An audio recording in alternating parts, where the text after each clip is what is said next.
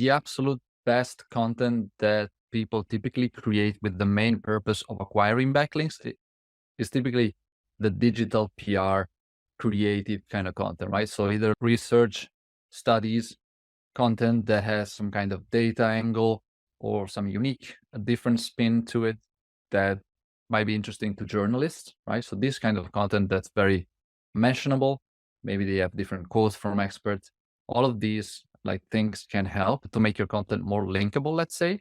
But we try to approach the link building and the content promotion in more of a holistic way. So for us, clients should always be thinking about their content creation effort to be able to cover like the 3 stages of the funnel. So if you picture the content publishing schedule of a typical company, it looks like a linear staircase. So they publish 2 articles 1 month, 2 articles the next month, and it keeps going the same every month.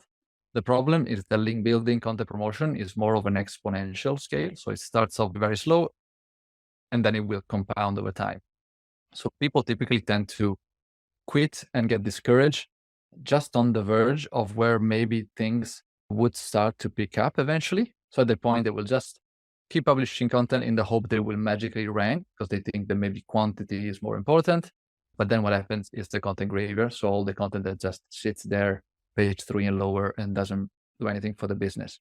So the best thing that you can do to try and escape this content graveyard situation is to constantly try to promote your best and your most important pages so that then they will slowly rank higher, but you need to be consistent at it. So the main thing is, yes, the authority of the site, but also the authority of the page. So you should always take into account both of these things, the domain level metrics, domain level authority, but also the page level metrics and authority. So with metrics, what I'm talking about is things like domain rating from Ahrefs or domain authority from Moz. These are 2 different tools that people can use to measure the authority of these pages. So it's not exact science. These metrics essentially are things that this software tool can come up with to help you make decisions, but it's not necessarily what Google uses to determine the authority of the page.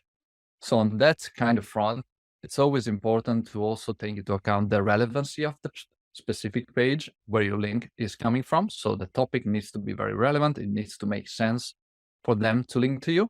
And the second thing is that the links should always come from either pages or websites that have some kind of traffic.